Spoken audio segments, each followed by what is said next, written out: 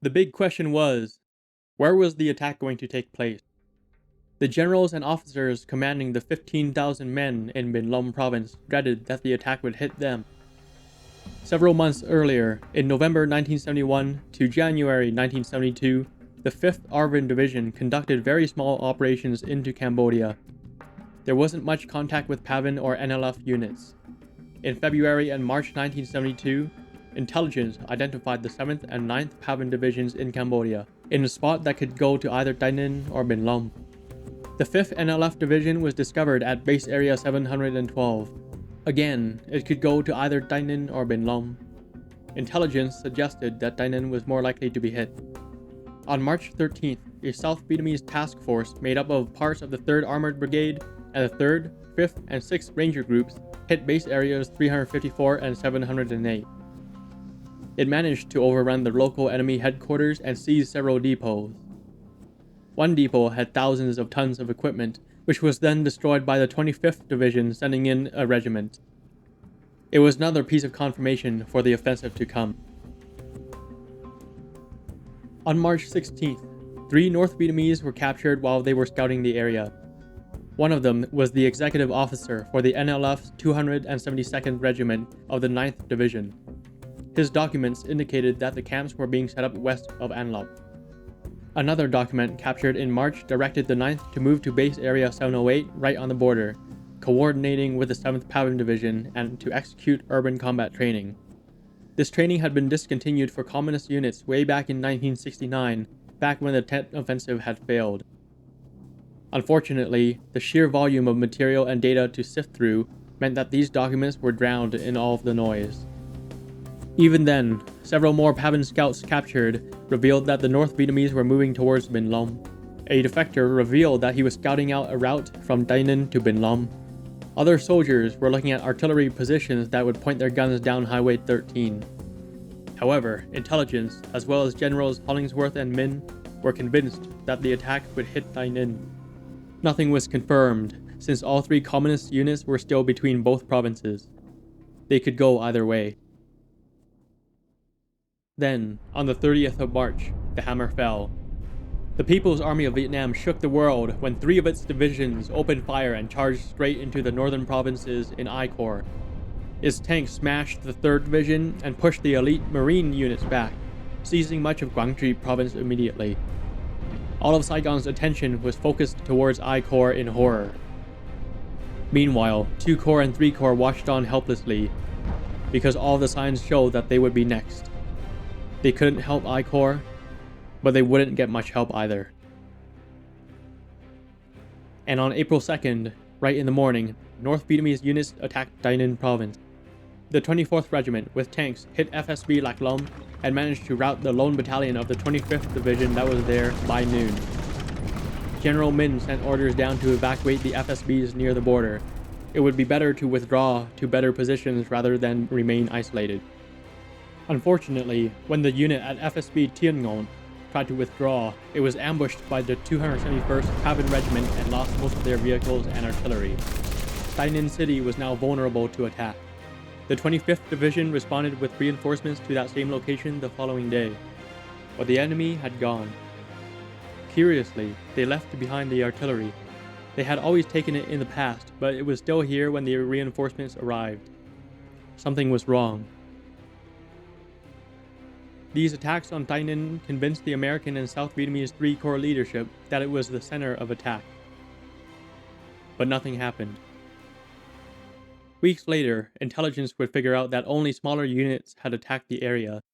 Nobody paid attention to the 5th and 9th Divisions during the Dai Ninh strikes, and by the time intelligence managed to piece the clues together, Loc Ninh was under direct attack. The 7th Division's attack on Dai Ninh was a distraction. Simultaneously, the 9th had moved into Base Area 708, and the 5th had snuck in on Loc Ninh from the north, and were now 10 kilometers west of the town. With the distraction complete, the 7th proceeded to move south between An Loc and Lai Khe to prepare to cut Highway 13. But, anticipating the attack on Loc Ninh, Colonel Miller, the advisor to Brigadier General Lê Văn Hưng, commander of the 5th Division, urged him to move fast and reposition all of his units to make a stand at Loc Ninh. Miller viewed this position as readily defendable. Unfortunately, the two had a personality clash. Like many other South Vietnamese generals who were used to the more slow-paced culture of East Asia, General Hung appeared very aloof and was definitely not fast-acting like American officers tend to be. Also, like many South Vietnamese officers, he resented American interference in his command since it did not fit with the Vietnamese way of doing things. Because of this, he did not actively seek advice from Colonel Miller. The first serious example of this cultural clash was when Colonel Miller requested General Hung to swap out the 9th Regiment's commander, Lieutenant General Nguyen Vinh. Unfortunately, Vinh had been in the war for 18 years and had been conditioned to be passive rather than active to survive. Colonel Miller had previously talked directly with Vinh, and seeing him heavily demoralized, determined that he would not be good for a regiment about to receive a full frontal assault by a ARVN Division. General Hung would not make the decision in time to either reinforce Loc Ninh nor withdraw the 9th back to An Loc, and it would stand to face the entire Communist 5th Division with Vinh as command. Fortunately, or unfortunately, Vinh had 5 advisors present to assist him, led by Lieutenant Colonel Schott. All of them were located at the 9th Regiment headquarters in the South Compound, next to the airfield. Like Miller, they saw that Vinh was far too passive to lead the defense properly. There were an additional 2 advisors advising the Loc Ninh district commander in the North Compound, under the Rough Puff branch. On April 4th, 3 of the 9th Regiment advisors drove a jeep up Highway 13 from Lai Khe to Loc Ninh. They saw vehicles full of civilians heading south, running away from the North Vietnamese. It was the first sign of the attack to come. Later that day, the 9th Recon Company ran straight into a ARVN regiment west of Loc Ninh and was almost completely wiped out by tanks and infantry. In the evening, a patrol from 3rd Battalion ambushed and captured a 5-man squad south of Loc Ninh. They told their captors that their division, the NLF 9th Division, was bypassing Loc Ninh entirely to head straight for An Loc. The North Vietnamese were executing their maneuvers, and Loc Ninh was the closest to them. On April 5, 1972, at 3 a.m., a massive barrage of heavy artillery, rockets, and mortars opened up on the Loc Ninh compound. Other bombardments broke out throughout Binh Long province. Vinh immediately ordered the isolated Task Force 1-5 back from their FSB Alpha. His advisor, Lieutenant Colonel Schott, immediately told him to keep them within Alpha since it was too late to make it to Loc Ninh. But the troops had already left after 15 minutes. At 3:35, the cavalry commander of 1-5 called to inform Vinh of his surrender. Vinh could only nod and say he understood. Captain Smith snapped and grabbed the radio and told the commander to fight. If he did not, then Smith would have to call an airstrike right on him. The commander said that he would try.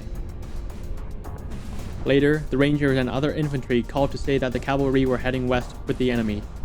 Smith immediately called an AC-130 Spectre to the area, and it reported hitting armored vehicles, but could not confirm whether they were the surrendered South Vietnamese or North Vietnamese armor.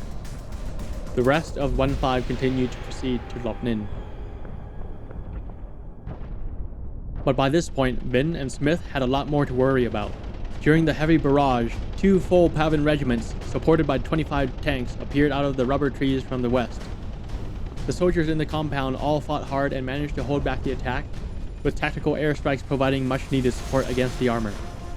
Captain Smith rallied the crew of the compound's single 106mm recoilless rifle crew, and they managed to hit a T-54 and it screeched to a halt. At around 6 a.m., the air support ran out for about 30 to 40 minutes. During the gap in support, tanks managed to break right through the front line. Luckily, some fighter bombers arrived right on time and pushed the tanks back. At this point, ARVN gunners in the center compound had lowered their 105mm cannons to fire at the communists directly. Meanwhile, Generals Hollingsworth and Minh, currently at Bien Hoa, directed all tactical air support they could in the area to Loc Ninh. The United States Air Force immediately rerouted A-37 Dragonflies, F-4 Phantoms, and AC-130 Spectres. The Vietnam Air Force sent its own F-5s and A-1s. Unfortunately for these aircraft, the North Vietnamese were setting up a very dense anti-aircraft net with 12.7mm, 23mm, and 37mm AA guns. The People's Army of Vietnam knew from experience that airstrikes were the United States and South Vietnam's main support method, and they came prepared. The generals themselves boarded a helicopter and headed north to monitor the situation directly. It was at this point Task Force 1-5 managed to reach the intersection of Highways 13 and 14. Funnily enough, they had previously left a single M41 tank with 5 M113 APCs there, climbed aboard and headed straight for Loc Ninh. Unfortunately, just north of the town, they ran right into a North Vietnamese ambush and got stuck there. They called Colonel Vinh, and Vinh told them to return back to Alpha. Captain Smith ran over to take the radio again to stop them from doing that, since Alpha had probably been taken now. If they went back, it would be a death sentence. For now, they would continue to fight their way towards Loc Ninh. At noon, PAVN gathered forces to the southwest and launched a major attack. They reached the wire right at the edge of the compound when an AC-130 appeared just in time to annihilate them. Another attack appeared from the east. They had made it to the wire when they were stopped by Cobras. However, one of the helicopters were hit by ground fire. It fell from 4,000 feet and exploded when it hit the ground with no survivors. It was the first Cobra lost in An Loc. The anti-air net was being deployed in force. It wasn't just the anti-aircraft fire that was deployed in force. The troops on the ground were hit by artillery and rockets continually. Recoilless rifles and tanks that stayed back fired directly at ARVN positions. All while the 9th Regiment was under direct attack, the 7th Regiment at FSB-1 started to get hit by enemy troops and artillery. Colonel Miller and General Hung debated over what to do, and eventually Hung was convinced to pull the 7th back to An Loc. Meanwhile, back at Loc Ninh, there were an additional 2 companies from the 3rd Battalion of the 9th Regiment west of the town. They had managed to fight their way back to help defend Loc Ninh.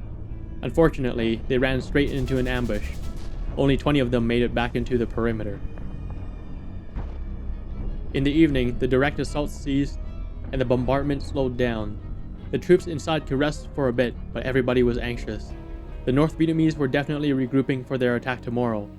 Later that evening, 2 T-54s rolled forward in a small probe.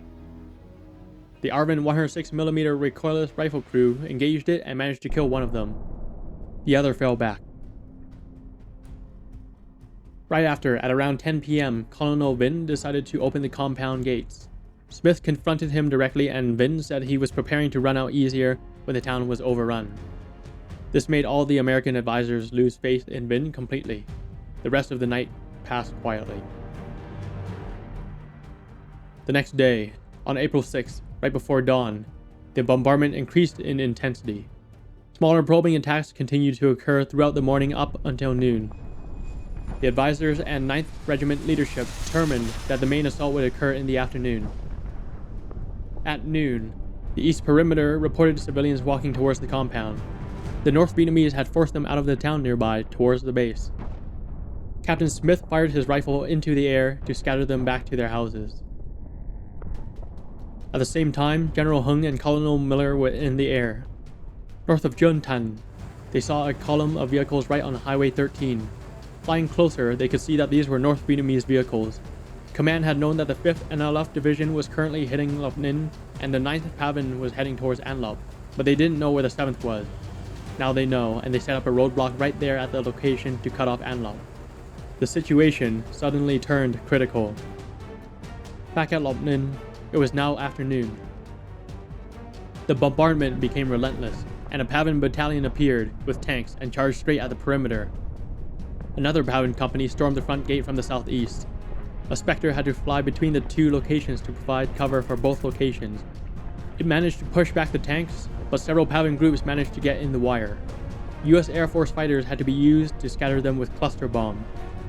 At this point, the AA fire became so intense that helicopters had to be called off entirely. Only fast-moving aircraft were allowed to provide support now. The helicopters could not send in supplies or pull the wounded out. Even then, the rest of the day passed, and the South Vietnamese soldiers inside were still holding on. In the evening, there were no armored or infantry attacks, only a shell falling then and again. Only 50 soldiers were left defending the 9th Regiment compound, and 20 rough puffs in the district compound. It was unknown how many men were left on the outer perimeter. 150 wounded were in the hospital.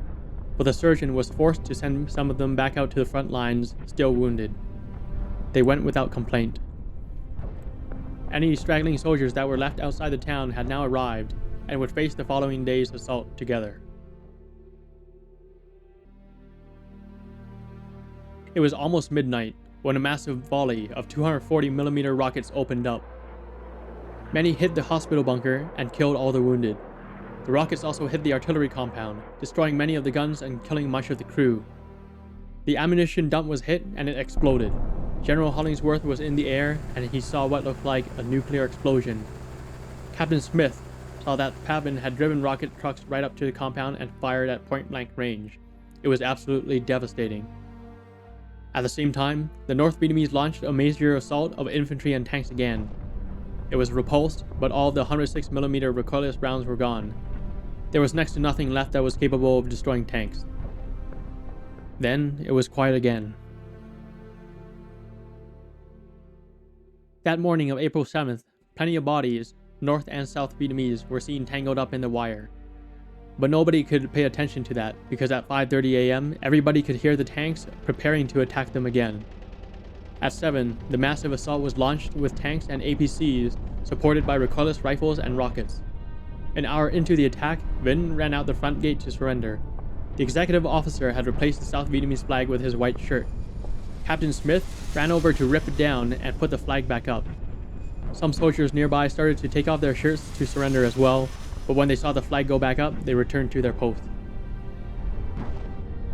Unfortunately, it wouldn't mean much. At 9:30 a.m., another wave of attacks was launched.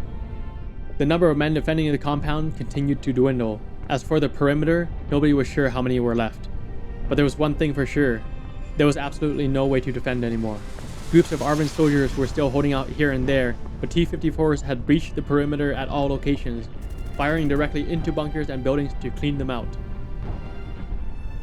Another advisor, Major Davidson in the Rough Puff compound, had spotted a large group of tanks. He directly contacted General Hollingsworth and a nearby forward air controller to request support. A Spectre checked in and asked him to start a nearby jeep to show his location. The Spectre then proceeded to hit everything but the jeep. Fighters finished off the rest of the tanks. At this point, air support was the only thing stopping the North Vietnamese from finishing off the compound. All advisors started to call air support on their own positions. At 6:30 p.m., Captain Smith decided it was now time to try to run. Just a few hours earlier, he was shot in the back by a sniper. Luckily, he was wearing a radio and it took most of the damage, but the bullet ended up in his lung. Lieutenant Colonel Schott himself had received a very serious head wound. He had to be flown out. But since the anti-aircraft net was set up, helicopters could not fly in. To be sure he wouldn't drag down the other advisors, Colonel Schott took his own life. It was also at this point in time that the radio contact was completely lost with all advisors to Loc Ninh from the outside. Whatever happened next to those advisors and the remaining men of the 9th Regiment would be fate. Loc Ninh had fallen, and the ARVN 5th Division's 9th Regiment was destroyed. From the northern compound, advisors Davidson and Nguyen and the District Chief Major Tin proceeded towards An Loc. They all became split up. Nguyen was captured after 31 days of trying to get to An Loc. Tin had made it to An Loc by himself. Davidson, with only his Vietnamese interpreter, managed to make it to South Vietnamese Rangers on the 12th. As for the 9th Regimental compound, advisors Smith and Law, with the South Vietnamese Regimental Surgeon and a squad of ARVN soldiers, ran south. They ran straight into Pavin soldiers and ended up in a firefight. Smith took some hits and couldn't keep going. The surgeon stayed with him and they were captured by the North Vietnamese. Law continued on with the rest of the group, but was never heard from again. Loc Ninh's fall was a disaster. For the Americans, an entire team of advisors was gone. Colonel Miller and General Hollingsworth had decided to pull out the advisors far too late. And except for the several men that managed to make it to An Loc, nothing would be heard from the others until the prisoner exchange in 1973. For the South Vietnamese, the entire 9th Regiment was destroyed, along with Task Force 1-5. Strategically, General Hung had two major options: either reinforce Loc Ninh and make a stand there, or withdraw all forces back to An Loc and hold there. He decided to withdraw to An Loc far too late, and now the entire 9th Regiment was gone. The few men who managed to make it to An Loc later confirmed that around 1,000 soldiers had surrendered at Loc Ninh. Out of the 3 regiments that the 5th ARVN Division had available, one of them was completely crushed by the NLF 5th Division. There were 2 other North Vietnamese divisions entering the battlefield, ready to go.